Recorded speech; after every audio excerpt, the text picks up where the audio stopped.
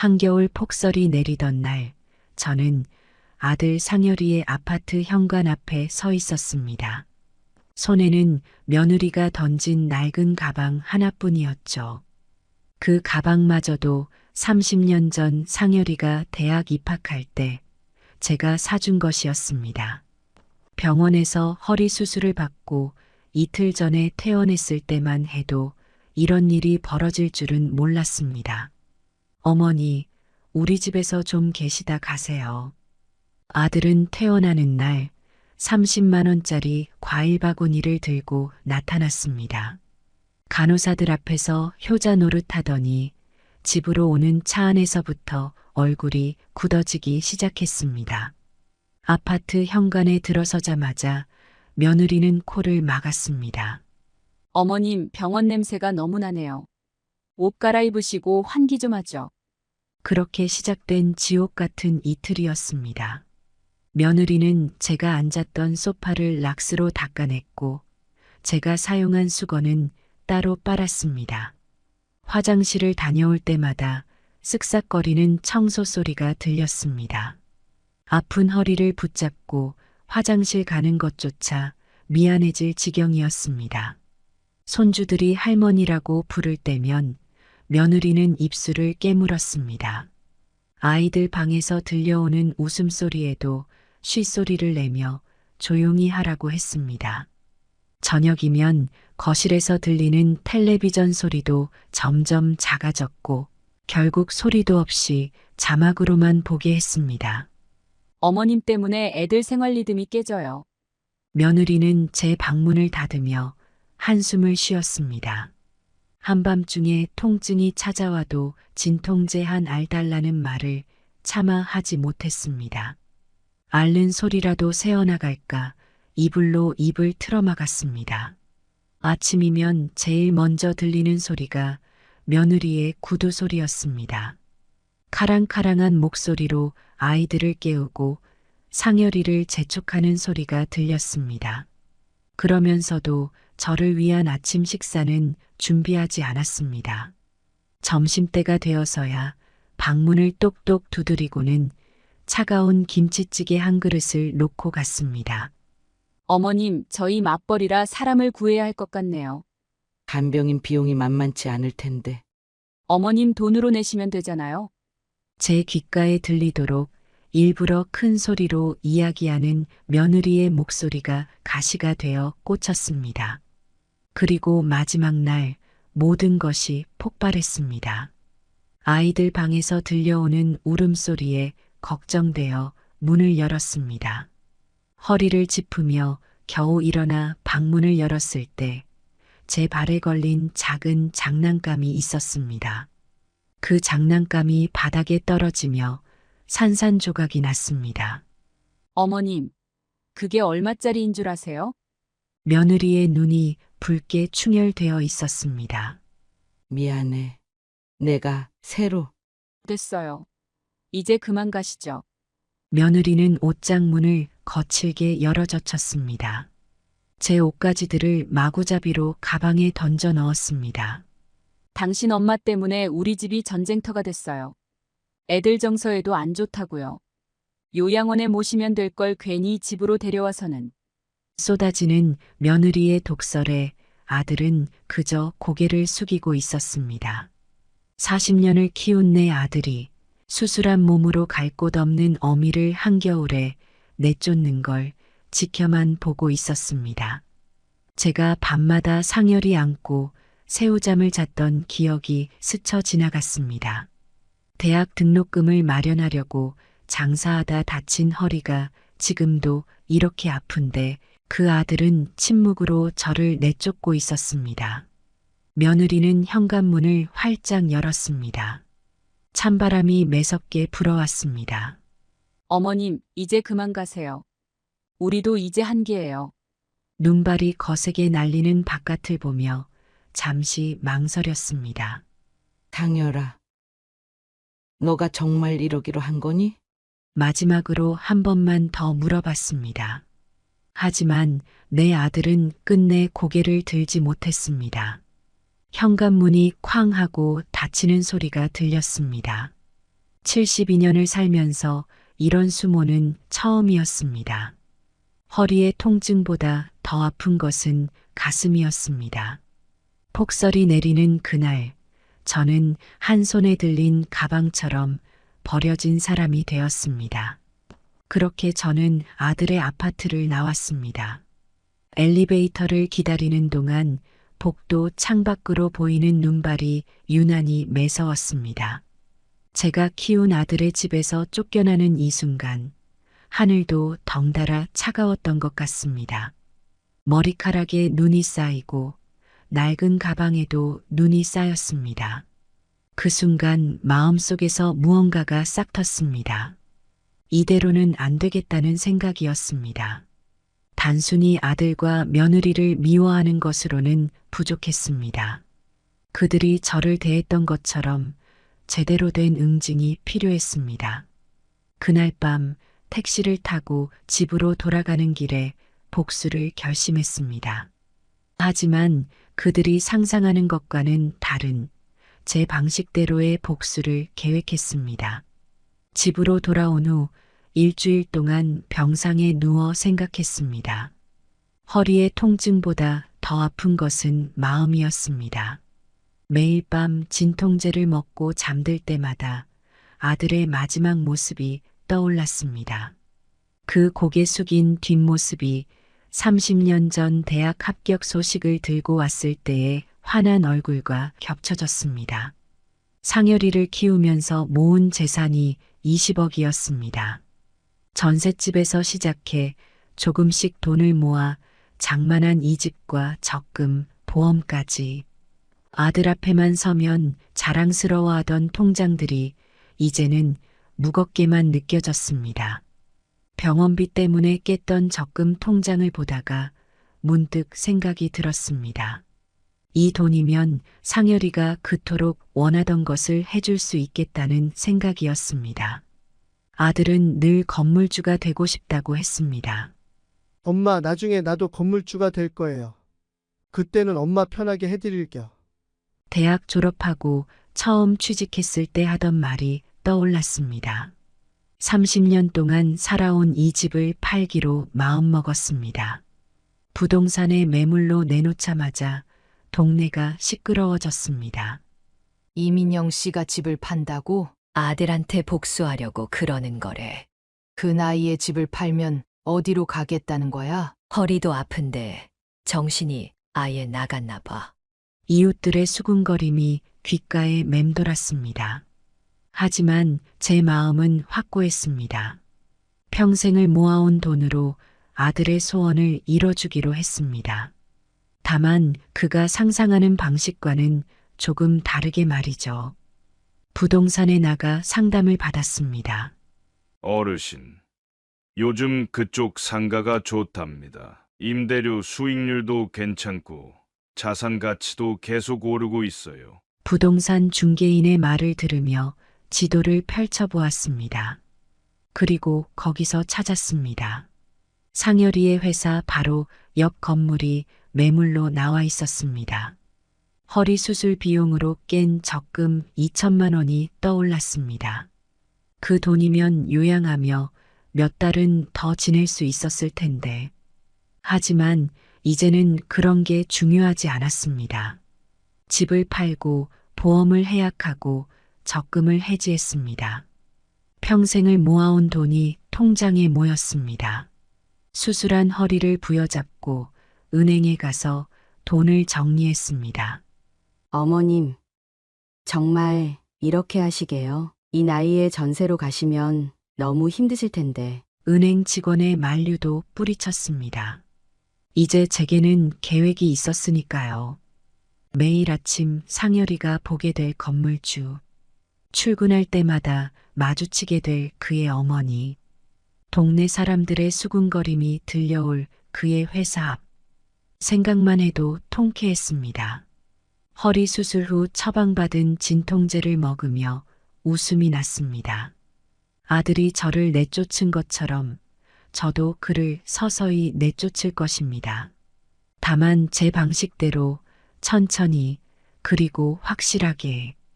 이제 전세집을 알아보러 다녔습니다.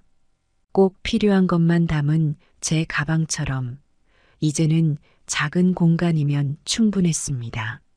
오히려 그게 제 계획에 더 잘 맞았습니다. 건물주인 제가 월세 단칸방에 산다는 소문이 퍼지면 더 좋을 테니까요. 이민영 씨, 정말 집을 파신 거예요? 그 돈으로 뭐 하실 건데요? 이웃들의 물음에 저는 빙그레 웃기만 했습니다. 곧 모든 사람들이 알게 될 테니까요. 제가 선택한 복수의 방법을, 아들이 그토록 원하던 건물주의 꿈을, 그리고 그 꿈이 어떻게 악몽이 되어가는지를. 상열이의 회사 바로 옆 상가 건물을 매입했습니다. 3층짜리 작은 건물이었지만 위치가 좋아 17억이 넘는 값을 쳤죠.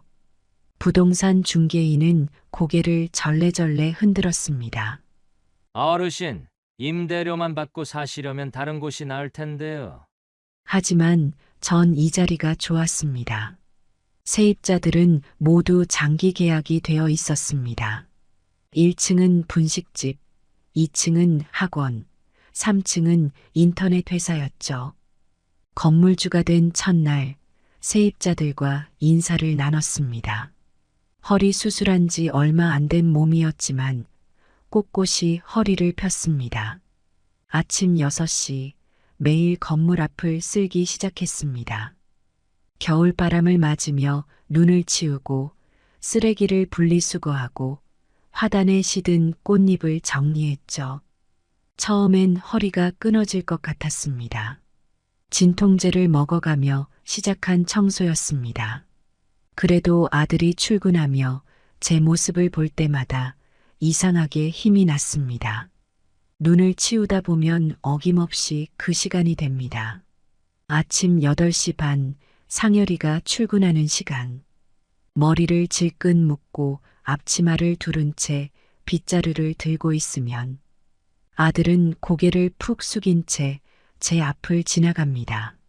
건물 앞 화단에 작은 정원도 만들었습니다.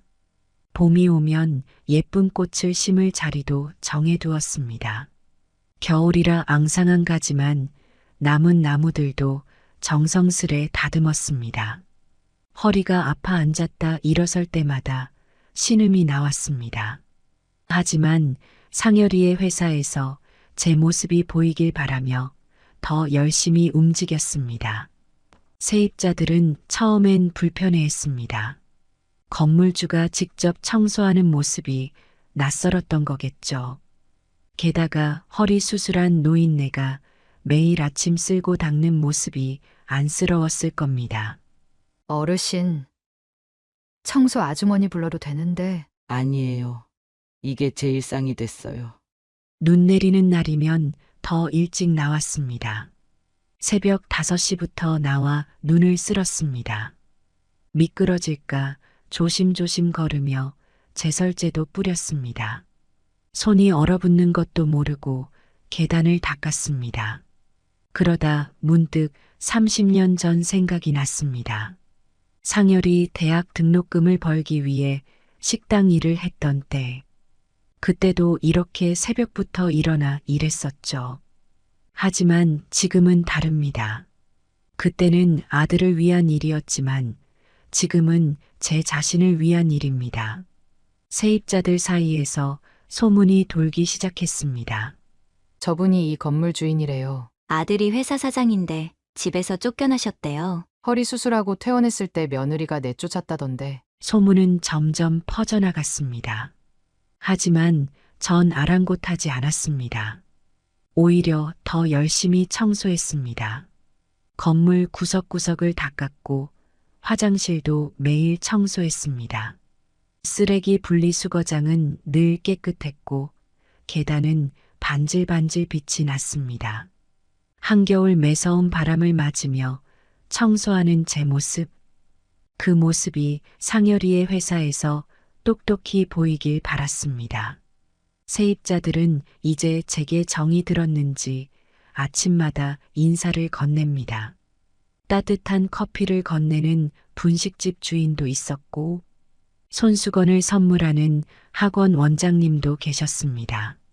하지만 전 그들의 동정이 필요하지 않았습니다.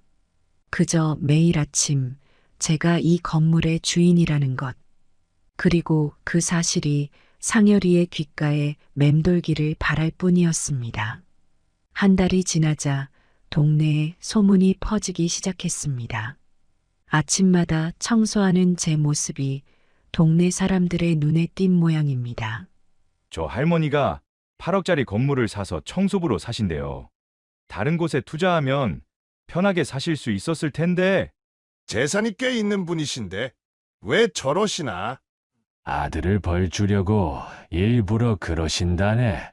처음엔 세입자들이 불편해했습니다. 건물주가 직접 청소하는 게 좋을 리 없었겠죠.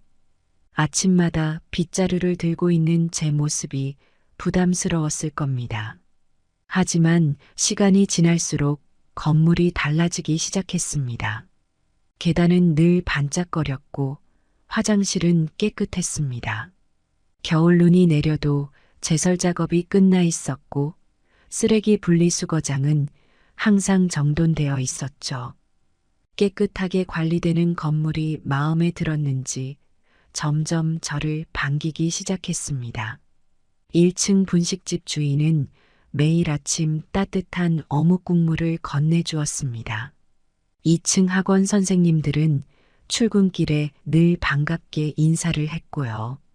3층 회사 직원들도 이제는 제게 고개를 숙여 인사를 했습니다. 어머님, 이렇게 깨끗한 건물은 처음이에요. 할머니, 제가 커피 한 잔 사드릴게요. 그러던 어느 날이었습니다. 아침 청소를 마치고 계단에 앉아 잠시 쉬고 있을 때였죠. 상열이 회사의 직원이 제게 다가왔습니다. 저 혹시 저희 사장님 어머니 맞으시죠? 그날 이후 회사 직원들 사이에서도 소문이 돌기 시작했습니다. 어미를 내쫓은 불효자 사장님. 점심시간이면 직원들이 삼삼오오 모여 이야기를 나누는 게 보였습니다. 제가 건물 앞을 쓸고 있을 때면 출근하는 직원들의 시선이 날카로워졌습니다. 어떤 이는 고개를 절레절레 흔들었고 어떤 이는 한숨을 쉬었습니다. 상여리의 회사 분위기가 달라지기 시작했습니다. 아침마다 활기찼던 직원들의 발걸음이 무거워졌습니다. 점심시간이면 삼삼오오 모여 수군거리던 직원들. 그러더니 어느 날부터 1명, 2명 퇴사하기 시작했습니다. 짐을 싸들고 나오는 직원들의 표정이 좋지 않았습니다. 이런 회사에서는 더 이상 못 다니겠어요. 부모도 못 모시는 사장 밑에서 뭘 배우겠어요. 직원들은 하나둘 회사를 떠나갔습니다. 상여리는 매일 아침 제 앞을 지나칠 때마다 고개를 더 깊이 숙였습니다. 어깨도 점점 축 처져갔습니다. 저는 묵묵히 청소를 계속할 뿐이었습니다. 세상에는 피할 수 없는 업보가 있는 법입니다. 어미를 내쫓은 자식에게 닥칠 재앙은 제가 아니라 세상이 내리는 벌이었습니다. 저는 그저 매일 아침 건물 앞을 쓸 뿐입니다. 그리고 지켜보고 있습니다. 제 아들이 어떻게 몰락해 가는지, 자신이 뿌린 씨앗이 어떤 열매를 맺는지. 4개월이 지날 무렵 상여리의 회사에 문제가 생기기 시작했습니다. 10년 넘게 거래해온 거래처에서 먼저 연락이 왔답니다. 장열 씨, 우리가 10년을 거래했지만 효도도 못하는 사장과는 더 이상 거래하기 어렵네. 거절의 이유가 실력이나 신용이 아닌 불효라는 게 상여리에겐 더 뼈아팠을 겁니다. 새로운 거래처를 찾으려 해도 소문이 먼저 퍼져 있었죠. 어머니를 한겨울에 내쫓은 사람이라면서요? 그 사장님 맞아요. 거래하지 마세요. 회사는 서서히 무너져 갔습니다.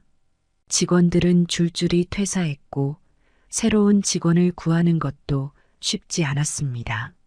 면접을 보러 온 사람들도 소문을 듣고는 발걸음을 돌렸습니다. 남은 직원들의 월급이 밀리기 시작했습니다. 한 달, 두 달. 결국 남은 직원들마저 노동부에 진정을 넣었습니다. 저는 그저 매일 아침 건물 앞을 쓸며 그 광경을 지켜보았습니다. 노동부 조사관들이 회사로 들어가는 모습도 보였습니다. 밀린 월급을 받으러 온 전 직원들의 고성도 들렸죠. 그때마다 상여리는 고개를 푹 숙인 채 건물을 들어섰습니다. 며느리는 매일 밤 상여리를 다그쳤다고 합니다. 당신이 잘못했잖아요. 어머님한테 가서 빌어요. 이러다 회사 망하면 우리 애들은 어떡할 거야? 당신이 내쫓았어.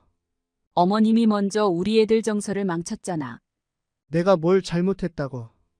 옆 건물에서도 들릴 만큼 큰 소리로 싸우는 날이 잦아졌습니다. 결국 며느리는 이혼 서류를 들고 나타났습니다. 당신과 더 이상 못 살겠어요. 그날 이후 며느리는 아이들을 데리고 친정으로 갔다고 합니다. 가끔 손주들 생각이 나서 마음이 아팠습니다. 하지만 이것도 다 상여리가 자초한 일이었죠. 회사는 점점 더 어려워졌습니다. 매일 아침 출근하는 상여리의 뒷모습이 더욱 초라해져 갔습니다. 양복도 구겨져 있었고 구두도 닦지 않은 채였습니다. 어쩌다 마주치면 피하기 바빴던 예전과 달리 이제는 제 앞에서 한숨만 쉽니다. 저는 묵묵히 청소를 계속했습니다.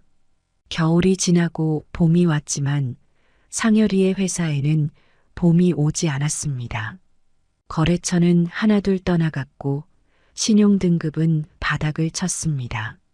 매일 아침 제가 쓸고 닦는 이 건물 앞에서 상여리의 회사는 서서히 무너져가고 있었습니다. 어미를 내쫓은 대가는 이렇게 혹독했습니다. 하늘이 내린 벌이었을까요? 아니면 제가 뿌린 씨앗이었을까요? 그저 매일 아침 빗자루를 들고 서 있는 제 모습이 상여리의 가슴에 꽂히는 비수가 되었나 봅니다.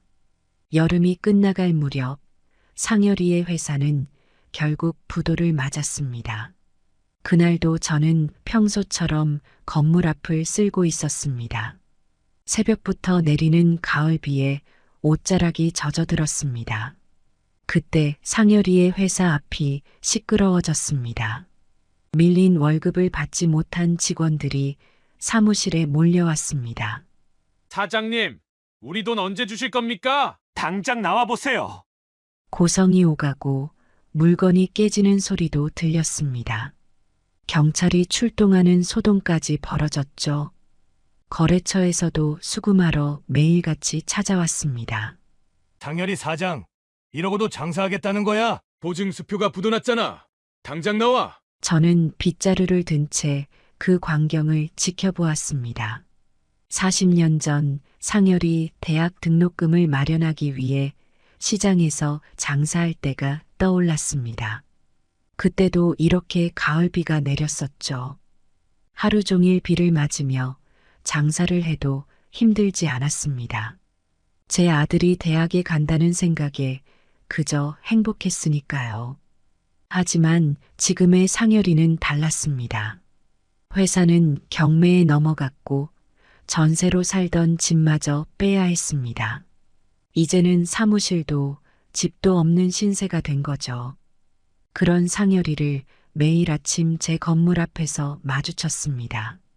까맣게 여윈 얼굴로 고개를 푹 숙이고 출근하는 아들의 뒷모습이 처연했습니다. 양복은 구겨져 있었고 구두는 닦지도 않은 채였습니다. 한때는 고급 승용차를 타고 다니더니 이제는 지하철로 출근을 합니다. 출근 시간도 점점 늦어졌습니다. 아침 8시 반이던 출근 시간이 9시가 되고 10시가 되었습니다. 가끔은 점심시간이 다 되어서야 나타나기도 했죠. 하지만 저는 변함없이 매일 아침 6시에 청소를 시작했습니다. 그러던 어느 날 아침이었습니다. 여느 때처럼 건물 앞을 쓸고 있는데 누군가 제 앞에 털썩 무릎을 꿇었습니다. 고개를 들어보니 상열이었습니다. 비 온 뒤 축축한 아스팔트에 무릎을 꿇은 채 상열이가 흐느껴 울었습니다. 어머니, 제가 잘못했습니다. 목이 메어 제대로 말도 못하는 아들을 보며 가슴 한켠이 아파왔습니다. 그때 어머니를 내쫓은 게 제 인생 최대의 실수였습니다. 허리 수술한 지 반년도 채 안 된 몸으로 한겨울에 내쫓았던 그날의 기억이 떠올랐습니다. 이제 와서 뭐 하자는 거니? 제 목소리도 덩달아 떨렸습니다. 회사도 잃고 집도 잃고 가족도 잃었습니다. 어머니 말씀대로 제가 지은 죄가 이렇게 돌아오네요. 상열이의 눈물이 아스팔트 위로 떨어졌습니다. 새벽 이슬과 섞여 자잘한 물웅덩이를 만들었습니다. 이제 제가 할 수 있는 게 아무것도 없습니다. 그저 용서를 빌 수밖에요. 아들의 흐느낌 소리가 새벽 공기를 타고 퍼져나갔습니다. 어미의 마음이란 게 참 이상한 것이었습니다. 이렇게 망가진 모습을 보니 오히려 마음이 아팠습니다. 하지만 아직은 아니었습니다. 일어나거라. 제 목소리는 여전히 차가웠습니다. 진짜 뉘우침이 뭔지 이제부터 가르쳐주마. 그렇게 말하고 건물 안으로 들어섰습니다. 아직 해가 뜨지 않은 새벽, 제 그림자가 길게 늘어졌습니다. 그리고 그 뒤에 무릎 꿇은 아들의 그림자가 겹쳐졌습니다. 하지만 전 쉽게 용서하지 않았습니다. 용서받고 싶다면 증명해 보여라. 그날부터 상열이는 저와 함께 건물 관리를 시작했습니다. 매일 새벽 5시, 아직 달빛이 남아있는 시간에 나와야 했습니다. 처음에는 늦게 나오곤 했습니다. 어머니, 죄송합니다. 늦었습니다. 그럴 때마다 전 차가운 눈빛으로 빗자루를 건넸을 뿐입니다. 3개월이라는 시간을 주었습니다. 첫째 주는 힘들어했습니다. 양복을 입고 출근하던 사장님이 이제는 작업복 차림으로 청소를 하는 것이 쉽지 않았나 봅니다. 새벽에 찬 공기를 맞으며 떨고 있는 아들의 뒷모습이 안쓰럽기도 했습니다. 하지만 전 흔들리지 않았습니다. 상열아, 저기 계단 밑이 더럽다. 화장실 변기는 솔로 문질러야 한다. 쓰레기 분리수거 제대로 해라. 꼼꼼하게 일을 시켰습니다. 두 번째 주부터는 조금씩 변화가 보이기 시작했습니다. 더 이른 시간에 나오기 시작했고 꼼꼼하게 구석구석을 살폈습니다.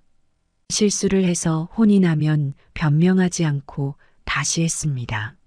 한 달이 지날 무렵 상열이의 손이 거칠어지기 시작했습니다.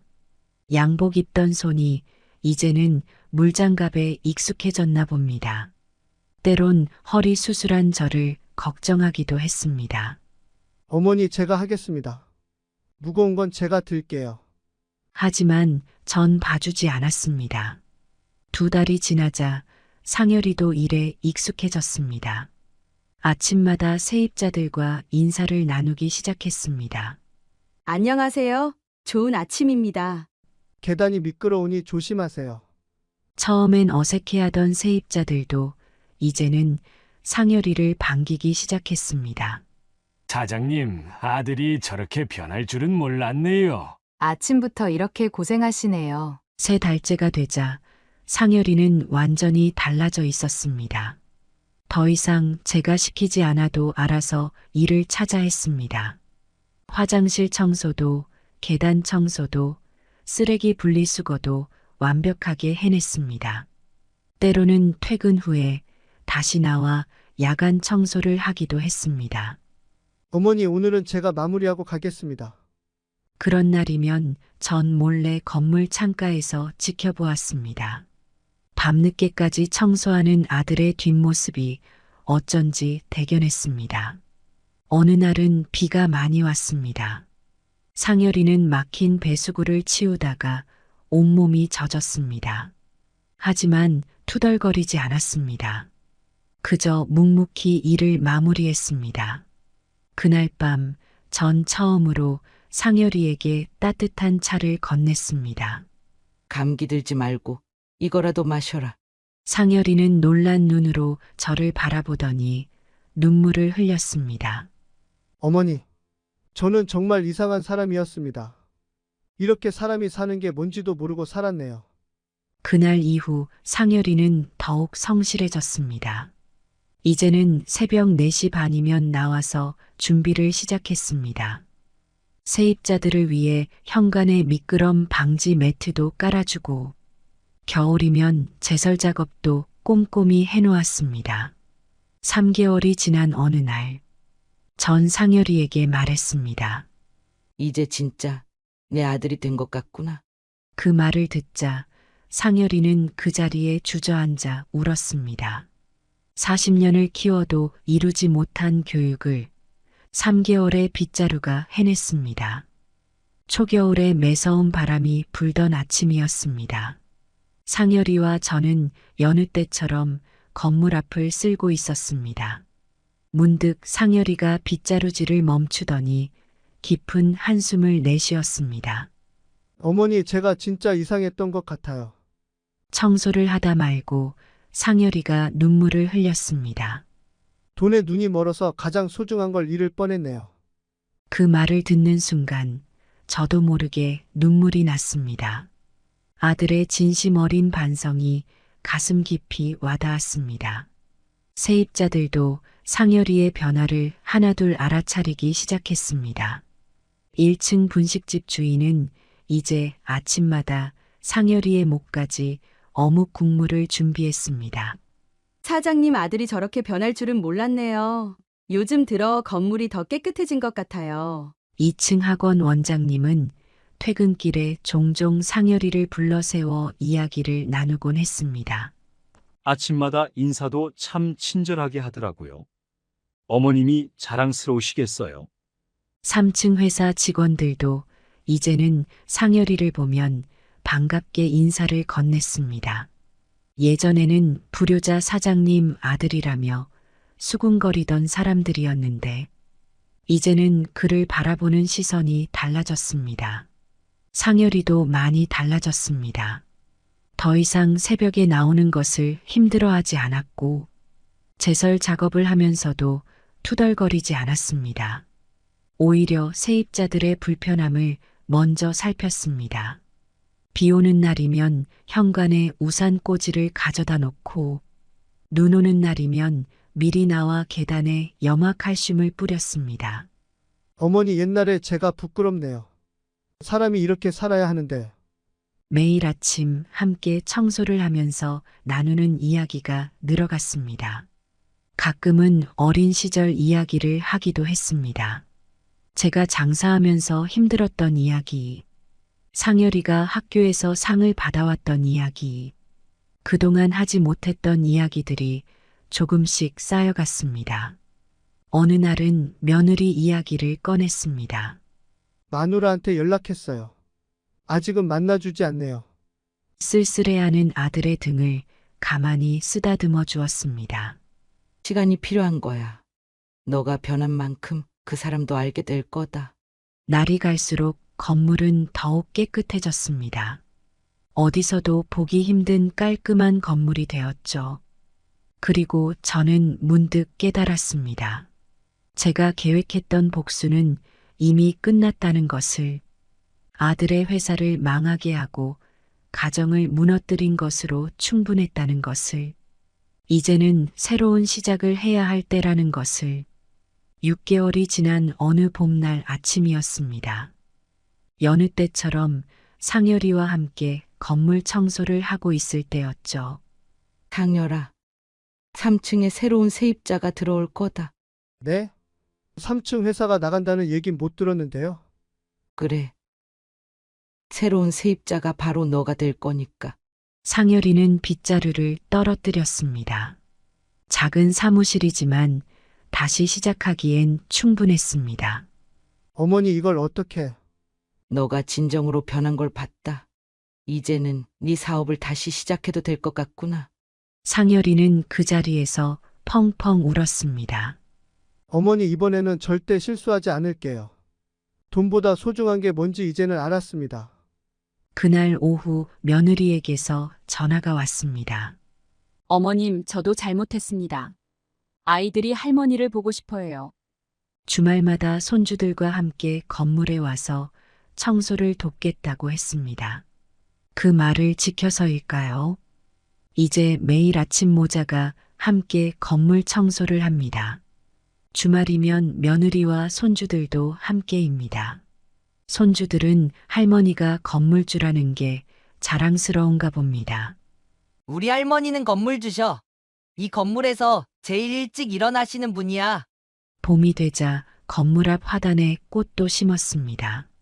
며느리가 고른 제라늄이 예쁘게 피어났죠. 상열이의 회사도 조금씩 자리를 잡아가고 있습니다. 이번에는 무리한 욕심 없이 착실하게 시작했습니다. 예전 거래처에서도 연락이 오기 시작했습니다. 상열이가 많이 달라졌다면서요? 이번에는 같이 해보고 싶네요. 지나가는 사람들이 종종 물어봅니다. 그렇게 아들을 벌주려고 하셨던 건가요? 전 이렇게 대답합니다. 벌이 아니라 교육이었습니다. 진정한 효도는 마음에서 우러나와야 하니까요. 이제는 매일 아침이 기다려집니다. 아들과 함께 건물 청소를 하고 며느리가 타온 따뜻한 커피를 마시고 손주들의 제잘거림을 들으며 봄볕이 따스한 어느 날 문득 생각했습니다. 제가 계획했던 복수는 실패한 걸까요? 아니면 성공한 걸까요? 어쩌면 이게 진정한 복수였는지도 모르겠습니다. 돈과 명예를 앗아가는 것보다 더 큰 것을 돌려받은 것 같으니까요. 잃어버렸던 아들의 마음을, 차가워졌던 며느리의 마음을, 그리고 우리 가족의 행복을 이제 저는 매일 아침 아들과 함께 건물 앞을 쓸며 생각합니다. 세상에 필요한 건 복수가 아닌 사랑의 교육이었다고, 그리고 그 사랑이 우리 가족에게 돌아왔다고. 여러분, 제가 겪은 일을 들려드릴게요. 저는 박미경이라고 합니다. 올해 63살이고요. 외동아들 영규가 있어요. 그날도 평소와 다름없는 아침이었어요. 아들 영규에게서 전화가 왔죠. 어머니, 죄송한데 좀 부탁드릴 게 있어요. 아들의 목소리가 조심스럽게 들려왔어요. 그래, 무슨 일이니? 다음 주부터 며칠 동안 손주를 봐주실 수 있으세요? 아내가 재택근무를 하긴 하는데 중요한 프로젝트가 있어서요. 순간 기분이 좋아졌어요. 손주를 보는 건 언제나 즐거운 일이니까요. 그래, 알았다. 내일 가마. 전 바로 승낙했어요. 다음 날 아침 서둘러 준비를 하고 아들 집으로 향했죠. 가는 길에 손주가 좋아하는 과자도 사고 내가 좋아하는 김치도 담았어요. 아들 집에 도착하니 며느리가 반갑게 맞아주더라고요. 어머님, 와주셔서 감사합니다. 제가 재택근무를 하긴 하지만 회의가 많아서 아이를 계속 봐주기가 힘들어서요. 그래, 걱정 말고 일해. 내가 잘 볼게. 손주는 할머니가 온다는 소식에 신이 나서 벌써부터 장난감을 들고 와 자랑을 하더라고요. 할머니, 이거 봐요. 아빠가 사준 로봇이에요. 손주의 말에 저는 웃으며 우리 손주 로봇도 있구나. 할머니랑 같이 놀까? 하고 대답했어요. 그렇게 손주와 놀다 보니 시간이 훌쩍 지나갔어요. 점심시간이 다가오자 저는 부엌으로 향했죠. 냉장고를 열어보니 반찬거리가 별로 없더라고요. 그래서 가져온 김치와 계란으로 간단하게 김치볶음밥을 만들었어요. 식탁에 밥을 차리고 며느리를 불렀죠. 밥 먹으러 나와라. 하지만 며느리는 어머님, 죄송해요. 지금 회의 중이라 나가기가 힘들 것 같아요. 나중에 먹을게요. 저는 조금 서운했지만 이해하려고 노력했어요. 요즘 젊은 사람들은 다들 바쁘게 산다고 하니까요. 손주와 둘이서 밥을 먹었어요. 할머니가 만든 김치볶음밥 맛있지? 손주가 고개를 끄덕이며 웃는 모습을 보니 마음이 따뜻해졌어요. 식사 후 설거지를 하고 있는데 며느리 방에서 웃음소리가 들리더라고요. 회의 중이라더니 웃을 일이 있나 싶어 귀를 기울였어요. 그때 손주가 와서 말하는 거예요. 할머니, 엄마가 게임해요. 매일 해요. 저는 순간 당황스러웠어요. 하지만 아들 집에 온 지 얼마 되지 않아 뭐라고 하기도 그렇고 오해일 수도 있다고 생각했죠. 그래서 손주에게 말했어요. 그래, 엄마가 일하느라 바쁘신가 보다. 우리는 재미있게 놀자. 저녁이 되자 아들 영규가 퇴근하고 돌아왔어요. 피곤해 보이는 얼굴이었죠. 어머니, 오늘 하루 어떠셨어요? 아들의 물음에 저는 대답했어요. 그래, 손주랑 재미있게 놀았다. 너희 둘 다 바빠 보이는구나. 영규는 고개를 끄덕이며 말했어요. 요즘 회사 일이 많아서요. 어머니가 와주셔서 정말 감사해요. 그날 밤 잠자리에 들면서 이런저런 생각이 들더라고요. 손주를 돌보는 건 즐거웠지만 며느리의 행동이 조금 마음에 걸렸어요. 하지만 저는 아직 적응하는 중일 거야. 시간이 지나면 나아지겠지라고 생각하며 눈을 감았답니다.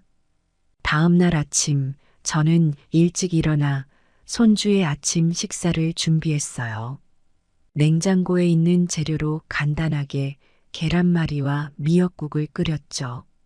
손주가 부스스 눈을 비비며 나왔어요.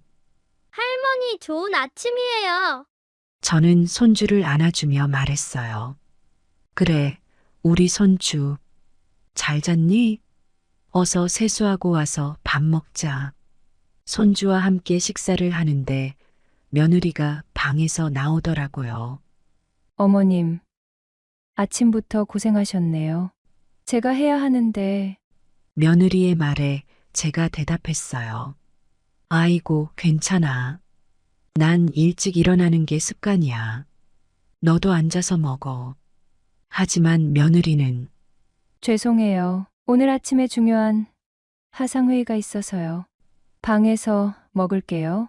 라고 하고는 음식을 조금 담아 다시 방으로 들어가더라고요. 저는 조금 걱정이 되었어요. 저렇게 제대로 된 식사도 안 하고 일만 하다가는 건강을 해치겠구나 하는 생각이 들었죠. 아침 식사를 마치고 설거지를 하고 있는데 손주가 와서 물었어요. 할머니, 오늘은 뭐 해요?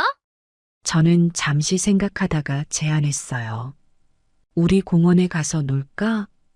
손주의 얼굴이 환하게 밝아졌어요. 네, 공원 가고 싶어요. 저는 며느리 방문을 노크했어요. 우리 공원에 다녀올게. 점심때쯤 돌아올 거야. 방 안에서 며느리의 목소리가 들렸어요. 네, 조심히 다녀오세요. 감사합니다. 손주와 함께 집을 나서 근처 공원으로 향했어요. 날씨가 참 좋더라고요. 햇살은 따뜻하고 바람은 시원했죠. 공원에 도착하자 손주가 신나서 뛰어다니기 시작했어요. 그 모습을 보니 저도 덩달아 기분이 좋아졌어요. 할머니, 그네 태워주세요. 손주의 요청에 저는 흔쾌히 응했죠. 그네를 밀어주면서 손주의 웃음소리를 들으니 세상 모든 걱정이 사라지는 것 같았어요. 공원에서 한참을 놀다가 점심시간이 다가오자 집으로 돌아가기로 했어요. 돌아가는 길에 손주가 말했어요. 할머니, 배고파요. 그래, 집에 가서 맛있는 거 해줄게. 집에 도착해 보니 며느리는 여전히 방에서 나오지 않고 있더라고요. 저는 부엌으로 가서 점심 준비를 시작했어요. 김치찌개를 끓이고 밥을 하는데 손주가 와서 물었어요. 할머니, 엄마는 왜 맨날 방에만 있어요? 저는 잠시 말문이 막혔어요. 뭐라고 대답해야 할지 몰랐거든요. 하지만 이내 마음을 가다듬고 대답했죠. 엄마가 지금 중요한 일을 하고 있나 봐. 우리가 이해해주자. 점심을 차리고 며느리를 불렀어요. 식사하러 나와라. 하지만 이번에도 며느리는 나오지 않았어요.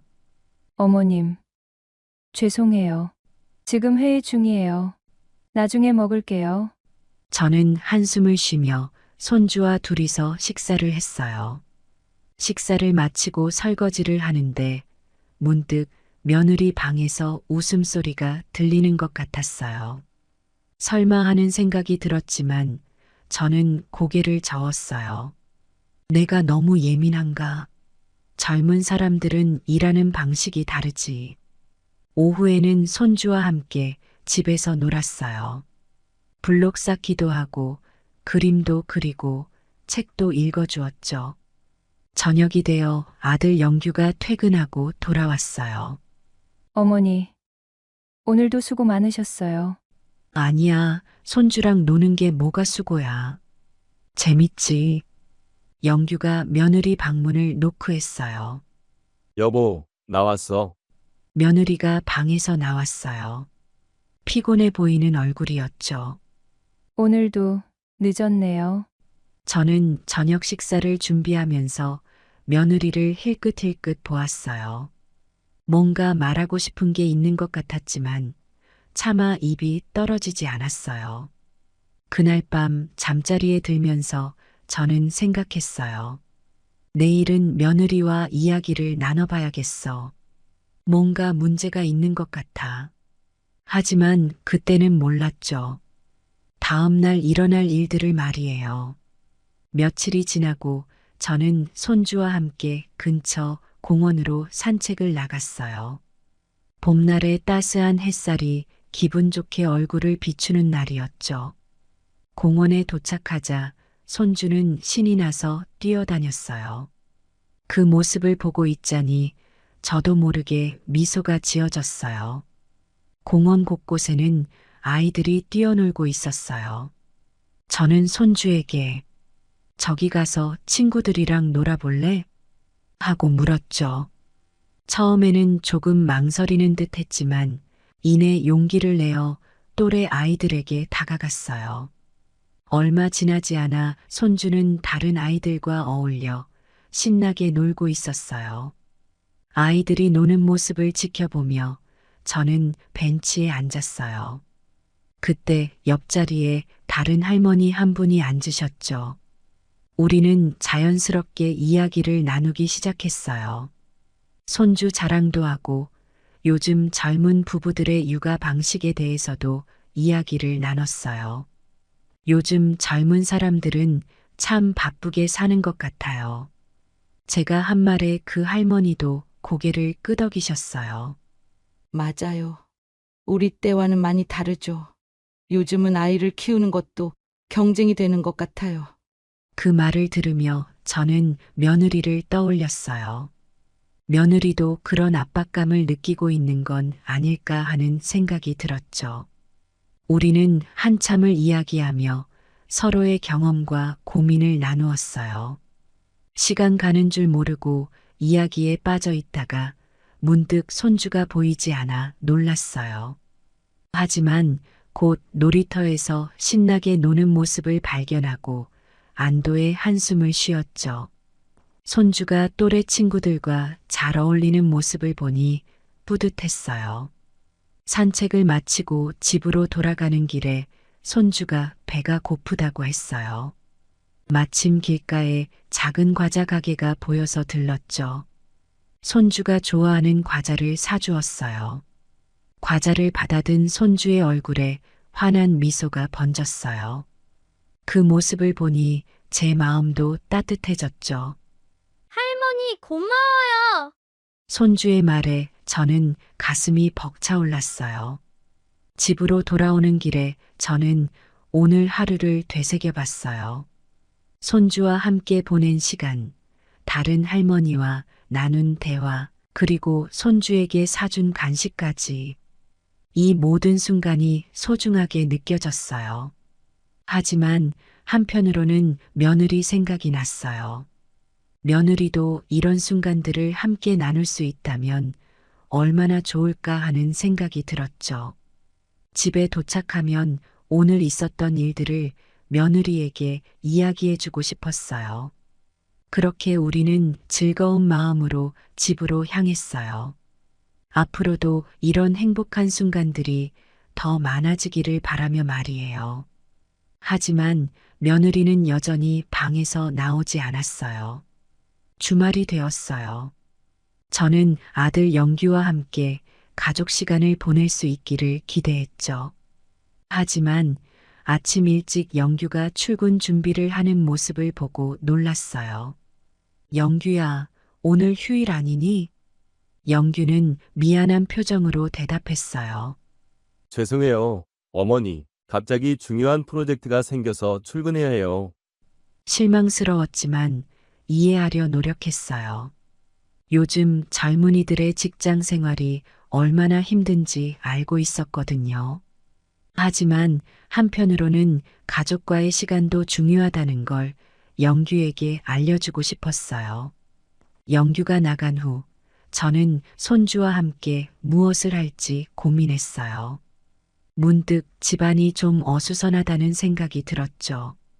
우리 오늘 대청소할까?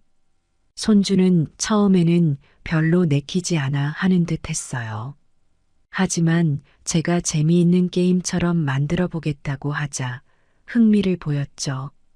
우리는 함께 방 구석구석을 정리하기 시작했어요. 장난감을 정리하고 책장을 닦고 옷장을 정리했죠. 손주에게는 작은 걸레를 주어 함께 청소하게 했어요. 할머니, 이렇게 하면 돼요? 손주가 열심히 바닥을 닦는 모습을 보며 저는 뿌듯했어요. 그래, 우리 손주 정말 잘하네. 청소를 하면서 우리는 이야기도 나누고 노래도 불렀어요. 힘들 때면 잠깐 쉬어가며 간식도 먹었죠. 시간 가는 줄 모르고 즐겁게 청소를 했어요. 그러다 문득 며느리 방 앞을 지나게 되었어요. 문이 살짝 열려 있었는데 안에서 이상한 소리가 들렸어요. 자세히 들어보니 게임 소리 같았어요. 순간 가슴이 철렁 내려앉았어요.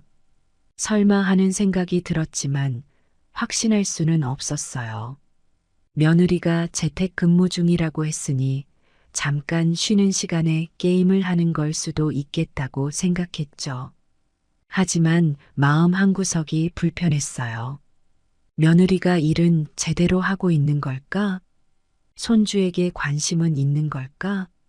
이런 생각들이 머릿속을 맴돌았어요. 청소를 마치고 나서 저는 며느리의 방문을 조심스레 두드렸어요. 식사할 시간이야. 나와서 좀 먹어. 하지만 대답이 없었어요. 한참을 기다렸지만 문은 열리지 않았죠. 결국 저는 한숨을 쉬며 발걸음을 돌렸어요. 그날 저녁 영규가 늦게 퇴근했을 때 저는 조용히 그와 이야기를 나눴어요. 가족과 함께하는 시간의 중요성에 대해 말했죠. 일도 중요하지만 가정이 있어야 일도 할 수 있다는 걸 강조했어요. 영규는 미안해하며 고개를 숙였어요. 어머니 말씀 맞아요. 제가 너무 일에만 집중했네요. 앞으로는 가족과 시간을 더 많이 보내도록 노력할게요. 그의 말에 희망이 생겼어요. 하지만 한편으로는 앞으로의 변화가 쉽지 않을 거라는 걸 느꼈어요. 오랜 시간 동안 굳어진 습관을 바꾸는 건 쉬운 일이 아니니까요. 잠자리에 들면서 저는 우리 가족의 미래에 대해 생각했어요. 변화가 필요하다는 걸 알았지만 그 변화를 어떻게 만들어 나가야 할지 막막했죠. 하지만 포기하지 않기로 했어요. 가족의 행복을 위해서라면 어떤 어려움도 견딜 수 있을 거라고 믿었거든요. 내일은 오늘보다 나은 날이 될 거야. 이런 희망을 가지고 눈을 감았어요. 며칠 후 손주의 유치원에서 참관 수업이 있다고 해서 저는 참석하기로 했어요.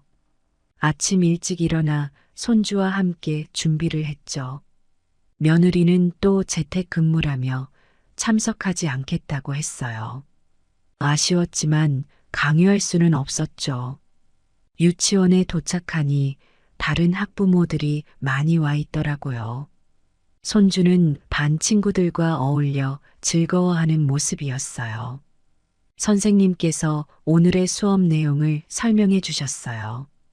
아이들의 창의성과 협동심을 기르는 활동이 주를 이룬다고 하셨죠. 수업이 시작되고 아이들은 그룹을 지어 함께 그림을 그리기 시작했어요.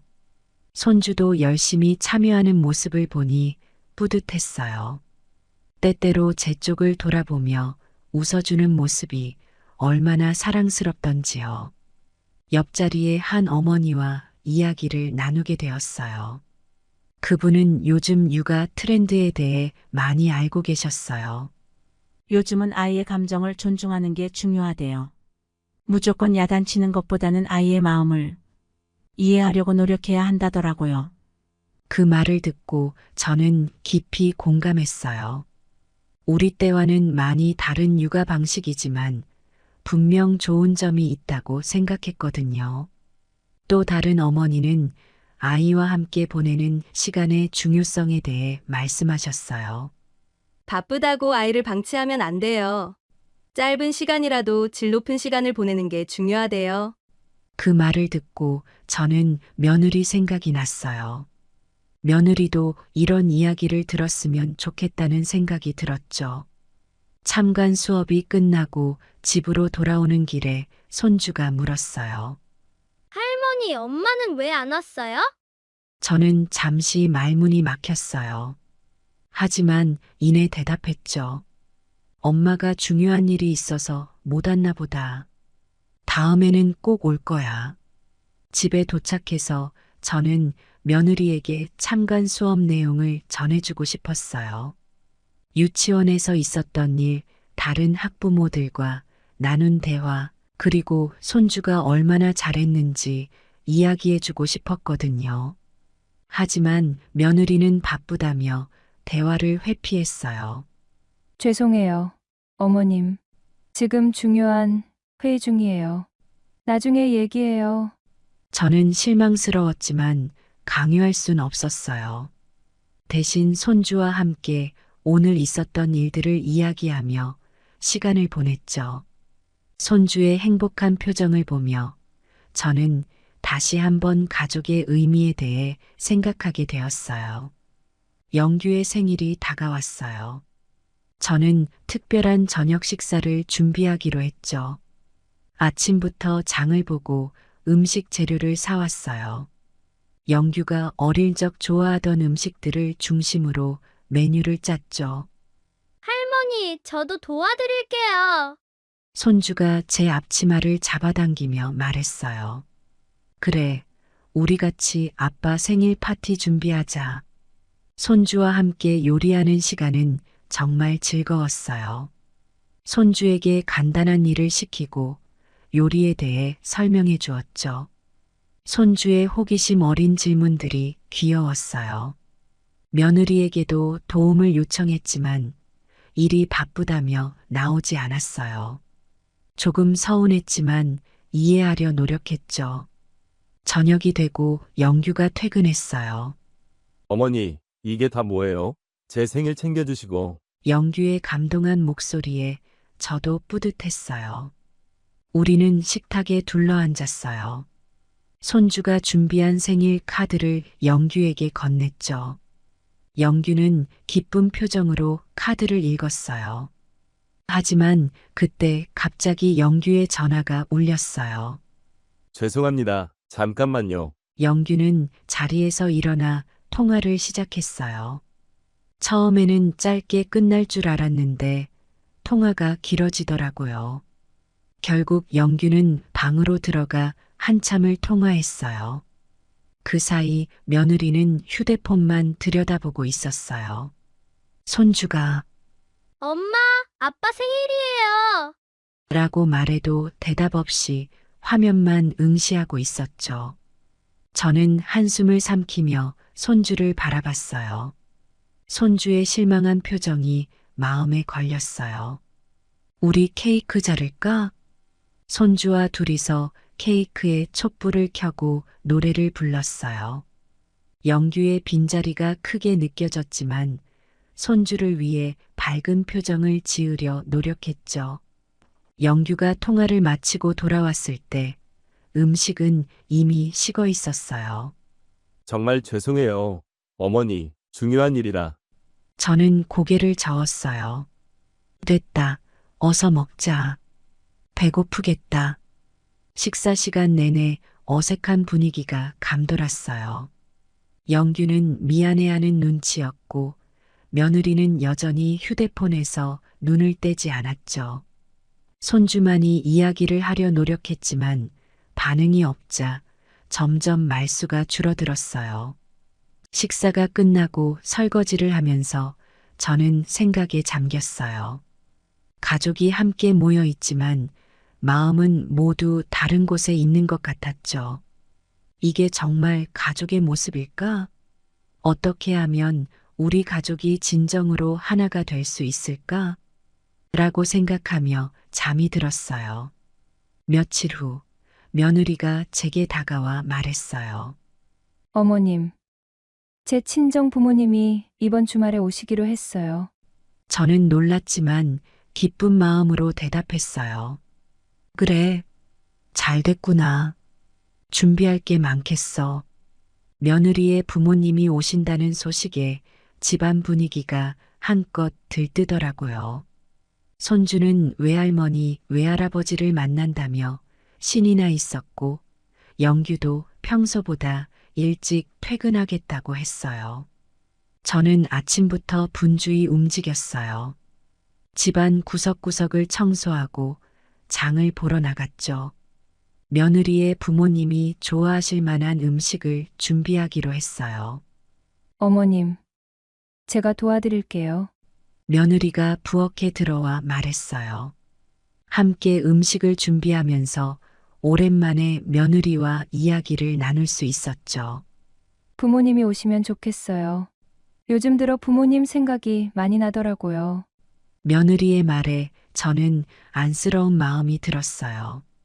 준비를 하면서 저는 며느리의 부모님을 통해 며느리를 더 이해할 수 있을 거란 기대도 생겼어요. 어쩌면 이번 기회에 우리 가족 관계가 더 돈독해질 수 있지 않을까 하는 희망도 생겼고요. 드디어 주말이 되었어요. 아침부터 온 가족이 분주히 움직였죠. 손주는 방을 정리하고 영규는 거실을 청소했어요. 며느리는 음식 준비를 도왔고 저는 마지막으로 집안 곳곳을 점검했어요. 그런데 갑자기 며느리의 전화가 울렸어요. 통화를 마친 며느리의 표정이 어둡더라고요. 어머님, 부모님이 갑자기 못 오신대요. 아버지께서 편찮으셔서. 저는 놀라서 물었어요. 큰일은 아니겠지? 많이 아프신 거니? 며느리는 고개를 저었어요. 아니요. 그렇게 심각한 건 아니래요. 그냥 컨디션이 안 좋으시대요. 저는 며느리의 실망한 표정을 보며 안타까웠어요. 손주도 고개를 푹 숙이고 있었죠. 괜찮아. 다음에 오시면 되지. 우리끼리라도 맛있게 먹자. 저는 가족들을 위로하며 말했어요. 하지만 준비했던 음식들을 보니 허전한 마음을 감출 수가 없었어요. 모처럼 가족이 하나 되어 준비했던 시간들이 아쉬웠죠. 저녁 식사 시간, 식탁에 둘러앉은 우리 가족의 모습이 왠지 쓸쓸해 보였어요. 며느리는 휴대폰만 들여다보고 있었고 영규는 피곤한 듯 멍하니 앉아 있었죠. 잠자리에 들면서 저는 생각했어요. 가족이란 무엇일까? 어떻게 하면 우리가 진정한 가족이 될 수 있을까? 쉽게 답을 찾을 수 없는 질문이었지만 포기하고 싶지 않았어요. 내일은 더 나은 날이 될 거란 희망을 품고 잠이 들었답니다. 어느 날 아침 손주가 평소와 달리 기운이 없어 보였어요.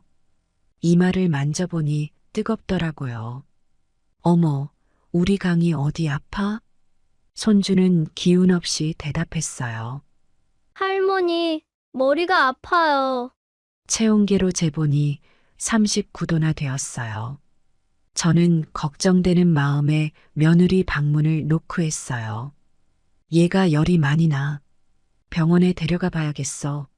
며느리가 방에서 나왔어요. 하지만 예상과 달리 그녀의 반응은 냉담했어요. 어머님, 죄송해요. 제가 중요한 화상회의가 있어서. 저는 한숨을 쉬며 말했어요. 알았어. 내가 데려갈게. 넌 이래. 병원으로 향하는 길, 손주의 뜨거운 이마를 만지며 저는 생각했어요. 가족이 이렇게 힘들 때 서로 도와야 하는데, 의사 선생님께서 진찰을 마치고 말씀하셨어요. 감기 초기 증상이네요. 약 처방해 드릴 테니 잘 먹이시고 쉬게 해주세요. 약국에서 약을 받아들고 집으로 향했어요. 손주를 안고 가는 동안 제 마음은 무거웠어요. 아픈 아이를 돌보는 것이 할머니의 몫이 되어버린 현실이 안타까웠거든요. 집에 도착해 보니 며느리는 여전히 방에서 나오지 않고 있더라고요. 저는 문을 두드리고 말했어요. 약 지어왔어. 아이 상태가 안 좋으니 좀 봐줘. 하지만 대답이 없었어요. 결국 저 혼자 손주를 돌보기 시작했죠. 미지근한 물로 몸을 닦아주고 죽을 끓여 먹였어요. 손주의 열이 조금씩 내리는 것을 보며 안도의 한숨을 쉬었죠. 저녁이 되어 영규가 퇴근하고 돌아왔어요. 상황을 설명하자 그의 표정이 어두워졌어요. 어머니, 너무 고생하셨네요. 제가 빨리 들어왔어야 했는데. 저는 고개를 저으며 말했어요. 됐다. 넌 일이 바빴겠지.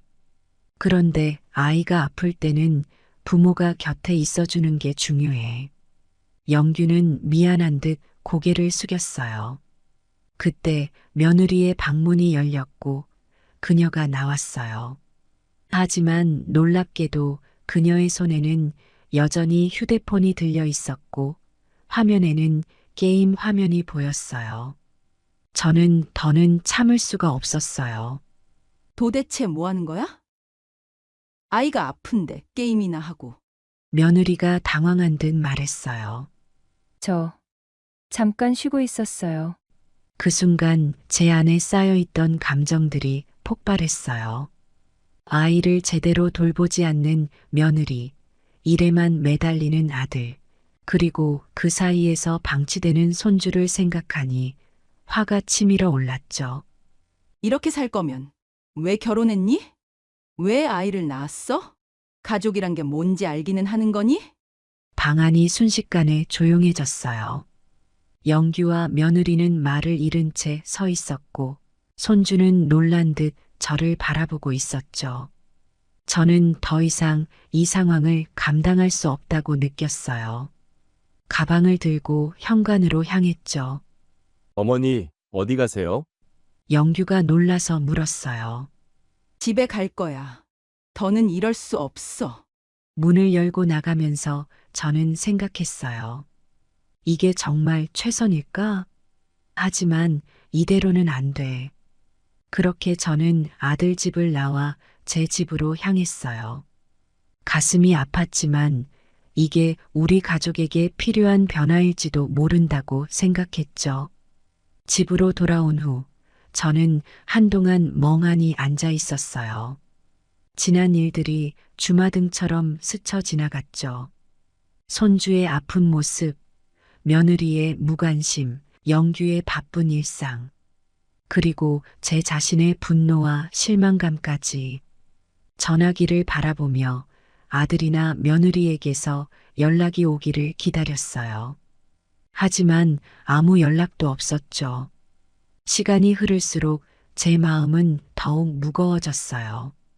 내가 너무 심했나 하는 생각도 들었어요. 하지만 동시에 이대로 가다가는 우리 가족이 완전히 망가질 거라는 생각도 들었죠. 밤이 되어도 잠을 이루지 못했어요. 손주 생각에 마음이 아팠거든요. 아프다고 할 때 옆에 있어주지 못해 미안해. 다음 날 아침 결심했어요. 아들에게 전화를 걸기로 한 거죠. 하지만 통화 버튼을 누르려는 순간 제 손가락이 멈칫했어요. 무슨 말을 해야 할지, 어떻게 이 상황을 풀어나가야 할지 막막했거든요. 그때 초인종 소리가 들렸어요. 문을 열어보니 영규가 서 있더라고요. 피곤해 보이는 얼굴이었지만 눈빛만은 단단해 보였어요. 어머니, 영규의 목소리가 떨렸어요. 저는 아들을 안으로 들였어요. 어머니, 정말 죄송합니다. 제가 잘못했어요. 영규가 고개를 숙이며 말했어요. 저는 한숨을 쉬며 물었어요. 집에는 어떻게 됐니? 영규가 대답했어요. 아내와 많은 대화를 나눴어요. 그동안 저희가 얼마나 잘못된 삶을 살았는지 깨달았습니다. 아내가 게임에 빠져서 심리 상담을 받기로 했어요. 저도 일과 가정의 균형을 잡기 위해 노력하고 있고요. 저는 놀랐어요. 하루 만에 이런 변화가 있을 줄은 몰랐거든요. 정말 그렇게 결심했다니 다행이구나. 영규의 눈에 눈물이 고였어요. 어머니 덕분이에요. 어머니께서 그렇게 화를 내시지 않았다면 저희는 계속 그렇게 살았을 거예요. 정말 감사합니다. 저는 아들을 꼭 안아주었어요. 눈물이 나려는 걸 겨우 참았죠. 그래, 우리 모두 힘들었지. 하지만 이제부터가 중요해. 정말로 변할 수 있을 거니? 영규가 고개를 끄덕였어요. 네, 어머니, 이번엔 꼭 변하겠습니다. 그러니 저희 집에 다시 와주세요. 손주가 할머니를 많이 찾아요. 저는 잠시 고민했어요. 하지만 이내 결심했죠. 그래, 가보자. 하지만 이번엔 정말 변화가 있어야 해. 다시 아들 집으로 향하는 길, 저는 생각했어요. 우리 가족이 새로운 시작을 할 수 있을까? 이번엔 정말 달라질 수 있을까? 그 답을 찾기 위해 저는 다시 한번 용기를 내어 발걸음을 옮겼답니다. 아들 집으로 돌아오는 길은 묘하게 긴 것 같았어요. 차 안에서 저는 지난 일들을 곱씹어 보았죠. 처음 이 집에 왔을 때의 기대감, 점점 쌓여가는 실망감, 그리고 결국 폭발해버린 그날의 일까지. 집에 도착하자 손주가 제일 먼저 뛰어나왔어요. 할머니, 보고 싶었어요.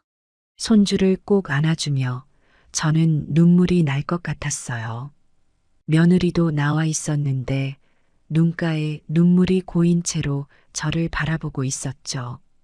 어머님, 정말 죄송합니다. 저는 며느리를 안아주었어요. 이제 됐어. 우리 함께 노력하자. 집 안으로 들어가 보니 분위기가 많이 달라져 있더라고요. 텔레비전이 꺼져 있었고 거실 테이블 위에는 책들이 놓여 있었어요. 며느리의 휴대폰도 보이지 않았죠. 영규가 말했어요. 어머니, 저희가 약속드릴게요. 이제부터 정말 달라질 거예요. 며느리도 고개를 끄덕였어요. 네, 어머님. 제가 정말 열심히 노력하겠습니다. 상담도 받고, 그리고 육아에 대해서도 공부하고 있답니다. 저는 그들의 진심 어린 모습에 감동했어요. 하지만 동시에 걱정도 되었죠. 변화는 쉽지 않으니까요. 변화는 하루아침에 이루어지지 않아. 우리 모두 함께 노력하고 서로 이해하면서 천천히 나아가 보자. 그날 저녁 우리는 오랜만에 가족 모두 둘러앉아 식사를 했어요. 손주가 유치원에서 있었던 일을 신나게 얘기하는 걸 들으며 영규와 며느리는 진지하게 귀 기울였죠. 휴대폰도 텔레비전도 없는 저녁 식사였어요. 식사 후 영규가 제안했어요. 우리 가족 회의를 해볼까요? 앞으로 어떻게 지낼지 이야기를 나눠보면 좋을 것 같아요. 우리는 거실에 모여 앉아 이야기를 나눴어요. 각자의 고민과 바람을 털어놓았죠. 며느리는 육아에 대한 부담감과 자신감 부족을 털어놓았고, 영규는 일과 가정의 균형을 잡는 것이 어렵다고 했어요. 저는 그들의 이야기를 들으며 조언을 해주었어요. 가족은 혼자 만들어가는 게 아니야. 서로 도와가며 만들어가는 거지. 어려움이 있으면 함께 해결해 나가자. 그날 밤 잠자리에 들면서 저는 생각했어요. 우리 가족이 이렇게 변할 수 있다니 정말 다행이야. 물론 앞으로의 길이 쉽지만은 않겠지만 우리 가족이 함께 노력한다면 더 행복해질 수 있을 거예요. 이제 저는 알아요. 가족의 사랑과 이해, 그리고 서로를 위한 노력이 얼마나 중요한지를. 다음 날 아침 저는 일찍 일어나 부엌으로 향했어요. 그런데 놀랍게도 며느리가 이미 그곳에 있더라고요. 아침 식사를 준비하고 있었죠. 어머님, 좋은 아침이에요. 제가 오늘은 아침을 준비해 볼게요. 며느리의 말에 저는 뿌듯한 마음이 들었어요. 함께 부엌에서 요리를 하며 이야기를 나누었죠. 며느리가 육아에 대한 고민을 털어놓았고, 저는 제 경험을 바탕으로 조언을 해주었어요. 영규도 평소보다 일찍 일어나 가족과 함께 아침 식사를 했어요. 출근 전에 손주와 잠깐 놀아주는 모습을 보니 제 마음이 따뜻해졌죠. 그날 오후 손주의 유치원 참관 수업이 있었는데 며느리가 함께 가자고 하더라고요. 셋이서 손을 잡고 유치원에 가는 길, 저는 행복감을 느꼈어요. 앞으로도 우리 가족에겐 많은 도전과 어려움이 있겠지만 이제는 함께 극복해 나갈 수 있을 거라는 확신이 들었어요. 서로를 이해하고 배려하며 조금씩 변화해 나가는 우리 가족을 보며 저는 다시 한번 생각했어요. 가족이란 완벽한 것이 아니라 서로 노력하며 만들어가는 것이구나. 이제 저는 미래를 향해 희망찬 발걸음을 내디딜 수 있을 것 같아요. 우리 가족과 함께라면 어떤 어려움도 이겨낼 수 있을 거예요.